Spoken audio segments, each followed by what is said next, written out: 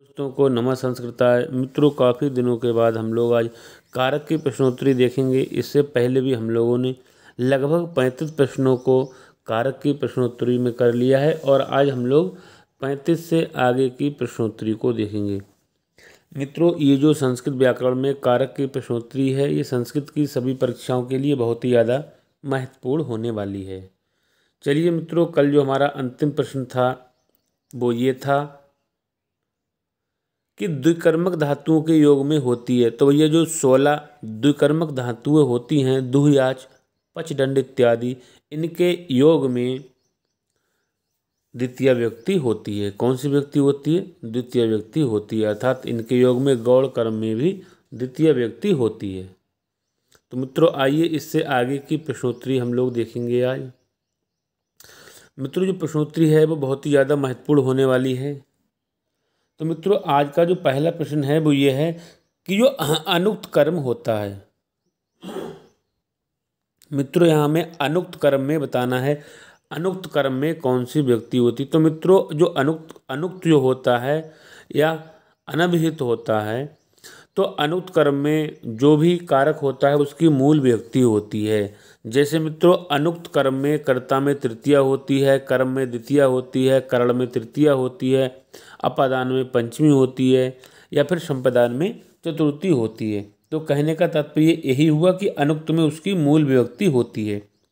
तो अनुक्त कर्म में कौन सी व्यक्ति होती है भैया?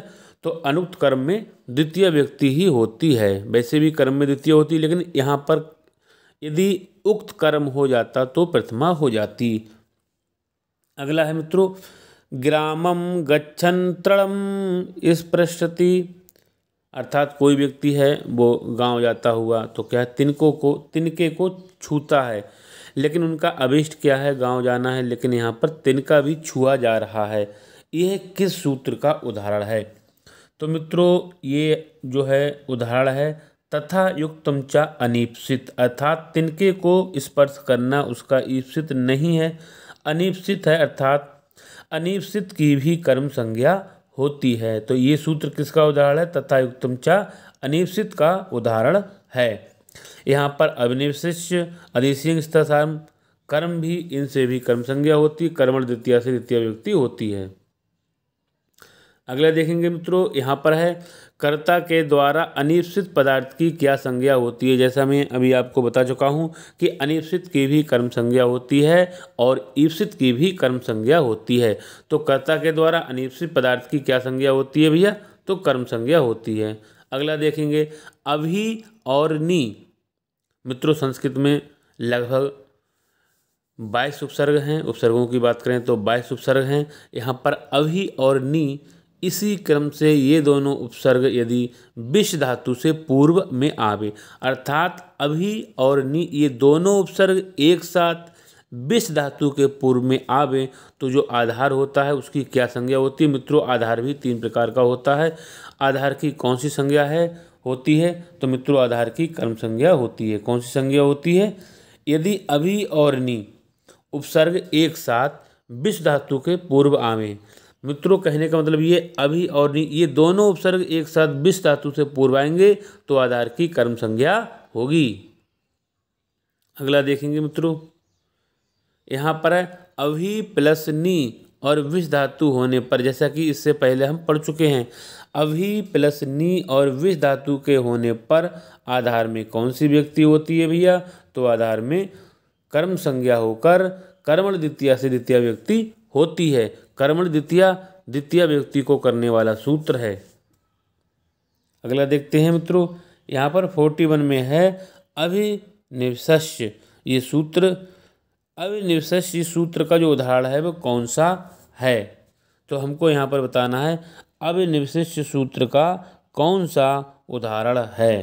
तो मित्रों, यहाँ पर देखते हैं हम लोग। देखो, यहाँ पर है संता सन्मार्गम अभिनिविष्टे। संता सन्मार्गम अभिनिविष्टे।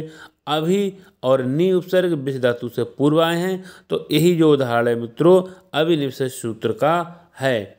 लेकिन राजा सिंहासनम अधिसेते, राजा नगरम अधिवसति, ये दोनों नहीं हैं।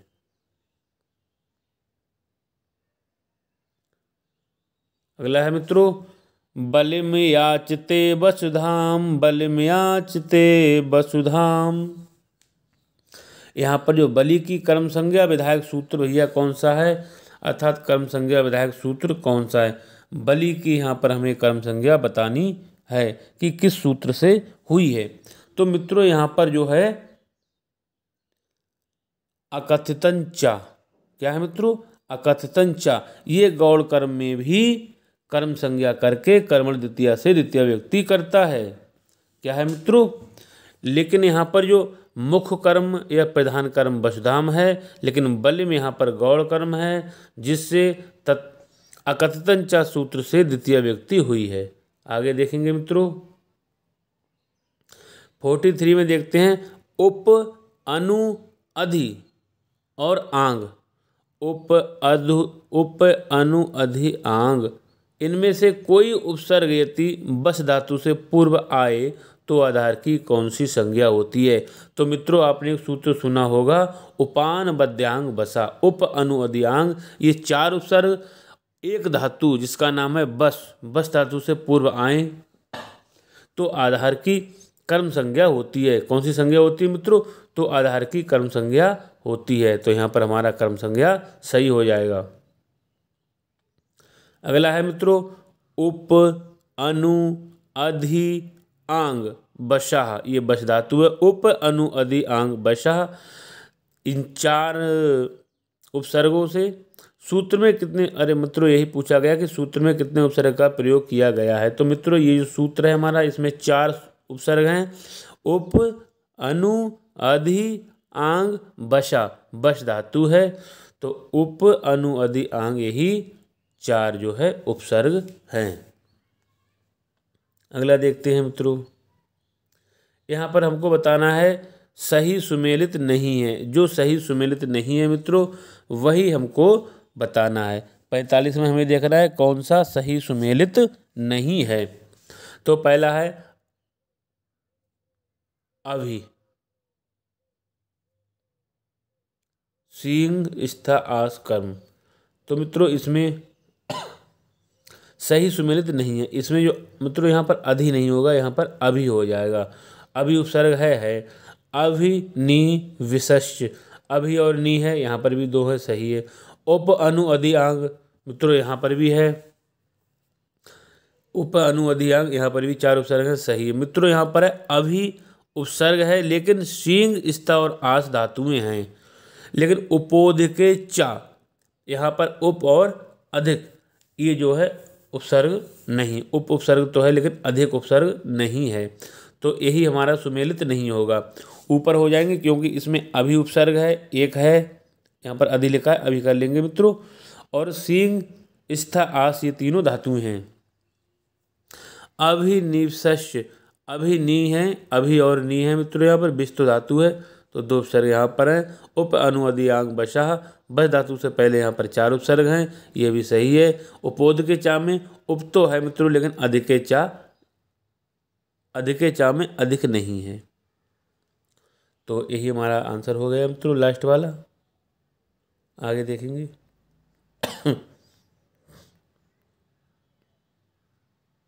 अगला है मित्रों उपान वद्यांग वशाह, सूत्र का उदाहरण नहीं है।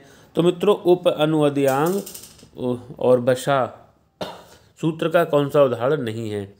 तो देखते हैं मित्रों, पहला है राजा नगरम अभिनिवसते, दूसरा है राजा नगरम अनुबसति, राजा सिंहासनम अधिवसति, राजा वनम अधि उपवसति। तो मित्रों यहाँ पर उप है, बस धातु उपवसति हो जाएगा, ये तो सही है, ठीक है। अगला है राजा सिंहासनम, यहाँ पर उप अनु अधि है और बस धातु से पूर्व अधिवसति, सही है। और अनुबसति उप अनु बस धातु अनुबसति, तो मित्रों ये तीनों हमारे सही हैं। अनुबसति, अधिवसति, उपवसति और नगरम सिंहासनम वनम इनमें द्वितीय हुई है, लेकिन अभिनिविष्टे उपान वद्यांग बसा का उदाहरण नहीं है। यही हमारा राइट आंसर हो जाएगा। अगला देखेंगे 47 का है दोस्तों उपान बद्यांग वशाह। मित्रों ये बार बार इसलिए आते हैं, बहुत ही ज़्यादा महत्वपूर्ण है, हर परीक्षाओं में पूछे ही गए हैं। उपान बद्यांग वशाह सूत्र में किस व्यक्ति का प्रयोग है? तो मित्रों निश्चित रूप से इतनी देर से हम पढ़ रहे हैं, द्वितीय व्यक्ति का ही प्रयोग है। आगे मित्रों, अंतरा ग्रामम, एक मित्रों सूत्र आपने सुना होगा, अंतरा अंतरेण युक्त द्वितीया या अंतरा अंतरेण द्वितीया, तो इनके योग में द्वितीय व्यक्ति होती है। यहाँ पर है अंतरा ग्रामम नदी प्रवहती। अंतरा मीन्स होता है बीच में, अंतरेण है बिना, तो गांव के बीच में नदी बहती है। तो अंतरा ग्रामम, तो मित्रों जिसके बीच में होगी उसमें द्वितीय लगाएंगे। अंतरा ग्रामम, गांव के बीच में, ग्रामम नदी प्रवहती, ये किसका उदाहरण है? यहाँ हमको बताना है मित्रों ये किसका उदाहरण है। तो अंतरा अंतरेण युक्ते द्वितीया, अंतरा अंतरेण के योग में द्वितीय व्यक्ति होती है मित्रों, तो ये इसी का उदाहरण है। 50 का देखते हैं मित्रों, यहाँ पर है अभितः परितः समया निक्सा हा प्रति योगेपि। इस मित्रों ये वार्तिक है, इस वार्तिक से किस व्यक्ति का विधान किया जाता है? तो अभिता परिता समया निक्सा हा प्रति योगेपि द्वितीया, द्वितीय का किया जाता है। आगे देखते हैं मित्रों, यहाँ पर है अविता परिता समया निक्सा का उदाहरण है। देखते हैं मित्रों, आइए पहला एग्जाम्पल देखते हैं क्या है। ग्रामम अविता बनम अस्ति, ये सही है मित्रों। जो बनम शब्द मित्रों नपुंसकलिंग है, बनम बने बनानी। विद्यालया विद्यालय परिता, विद्यालय परिता वृक्षाः सन्ति, क्या मित्रों यहाँ पे विद्यालय में हो जाएगा, विद्यालयम परिता वृक्षाः सन्ति, विद्यालय में ही है। और अगला ग्रामम समया विद्यालया अस्ति, यहाँ पर समीप हो जाएगा, परिता चारों ओर अभिता दोनों ओर, तो गांव के दोनों ओर वन है और विद्यालय के चारों ओर वृक्ष हैं और गांव के समीप में विद्यालय है। मित्रों ये चारों उदाहरण ही हमारे अभिता परिता समया निक्सा हा प्रत्योगपि वार्तिक के हैं। अगला है,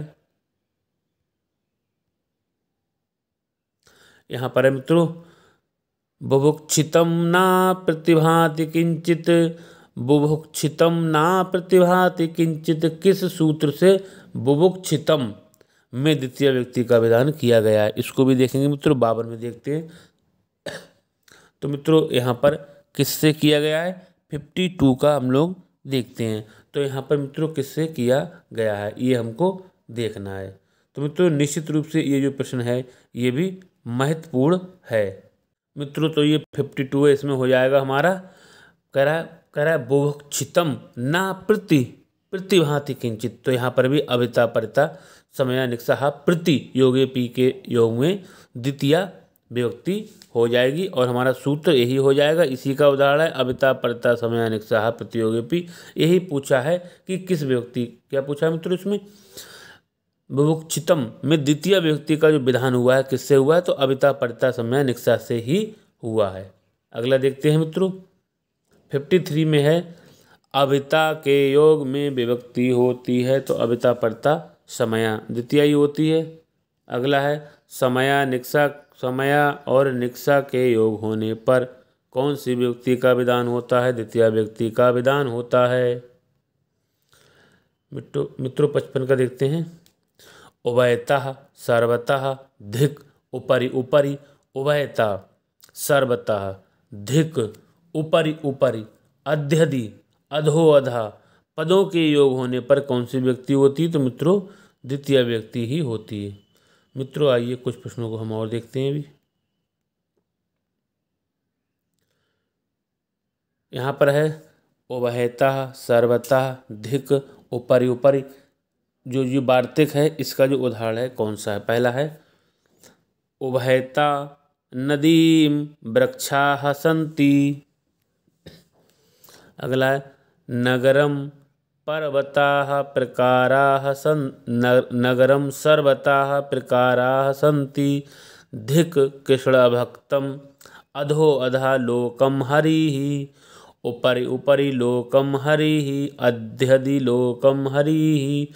तो मित्रों आपने देखे यहाँ पर उभयता सर्वतः धिक अधो अधा उपरि उपरि अध्यधि आदि शब्द आए हैं, इसलिए हमारा जो राइट आंसर हो जाएगा मित्रों उपरोक्त सभी हमारा यहाँ पर सही हो जाएगा। अगले देखते हैं, यहाँ पर है मित्रों कालाधनोर अत्यंत संयोगे। मित्रों कालवाची और अध्ययनवाची जो शब्द होते हैं उनके योग में द्वितीय ही होती है। तो लेकिन अपवर्गे में तृतीय व्यक्ति होती है। कालाधनोर अत्यंत संयोगे सूत्र है, तो ये मित्रों किसका सूत्र है? ये कर्म कारक का सूत्र है। अगला है कालाधनोर अत्यंत संयोगे सूत्र का जो उदाहरण है कौन सा है? मित्रों यहाँ पर हमें उदाहरण बताना है। तो पहला ऑप्शन है छात्राः क्रोशम अधीते। कोई छात्र है वो जाता है तो कह रहा है क्रोशम अधीते, अर्थात कोश भर जो है पढ़ता है। तो मित्रों यहाँ पर कोश में द्वितीय लगाएंगे क्रोशम, मार्गवाची या फिर समयवाची होगा तो उन्हीं शब्दों में द्वितीय लगाएंगे। तो कोई छात्र है मित्रों, छात्राः अधीते छात्र पढ़ता है, लेकिन कैसे पढ़ता है? क्रोशम कोश भर पढ़ता है। दूसरा है गिरिः वर्तते, पर्वत या पहाड़ है तो पर्वत है तो, लेकिन क्रोशम क्या है? कोश भर है, तो इसलिए कोश में द्वितीय होगी क्रोशम गिरिः वर्तते। अगला देखते हैं, अगला है मित्रों कह रहा है कुटिला संति, कुटिला नदी, तो नदी टेढ़ी तो है लेकिन कितनी है? तो क्रोशम कुटिला नदी ही, कोस भर नदी टेढ़ी है, तो कोस भर है, इसलिए हमने यहाँ पर मार्गवाची शब्द कोस में क्रोशम करके द्वितीय लगाई है। क्रोशम कुटिला नदी। तो उपरोक्त सभी जो हैं वो उदाहरण कालाधनोर अत्यंत संयोगे सूत्र के हैं। अगला देखेंगे, अगला है मित्रों यदि किसी काल में क्रिया लगातार हो तो ऐसी कालवाची और मार्गवाची पदों में कौन सी व्यक्ति होगी? यदि कोई क्रिया मित्रों लगातार हो तो ऐसे कालवाची या फिर जो मार्गवाची शब्द होते हैं इसमें द्वितीय ही होती है। कौन सी होती है मित्रों? द्वितीय होती है। आइए मित्रों आज का हम लोग अंतिम प्रश्न देखेंगे। आज 30 इस वीडियो में मित्रों 30 प्रश्नों को ही देखेंगे और अगले की वीडियो में इससे आगे के प्रश्नों को लेकर आएंगे। मित्रों यहाँ पर है कालाधनोर अत्यंत संयोगी, अर्थात काल समयवाची और अध्वन मार्गवाची का अत्यंत संयोग होने पर जो अध्वपद का क्या अर्थ है? तो मित्रों हम बता ही चुके हैं, अध्वपद का अर्थ है मार्गवाची, कालवाची और अध्व माने मार्गवाची। तो मित्रों ये थे 30 प्रश्न, लगभग 25-30 प्रश्न थे। मित्रों अगर हमारे द्वारा दिए गए प्रश्न आपको अच्छे लगते हैं, पसंद आते हैं तो आप वीडियो को लाइक करें, शेयर करें और सब्सक्राइब करें। और मित्रों अगर धोखे से कोई प्रश्न गलत हो गया हो तो प्लीज़ कमेंट में ज़रूर लिखें, जिससे हम उसका सही आंसर बता सकें। तो मित्रों आज के लिए बस इतना ही। अगली वीडियो में इससे अगले के प्रश्नों को लेकर आएंगे। तब तक के लिए नमः संस्कृताय।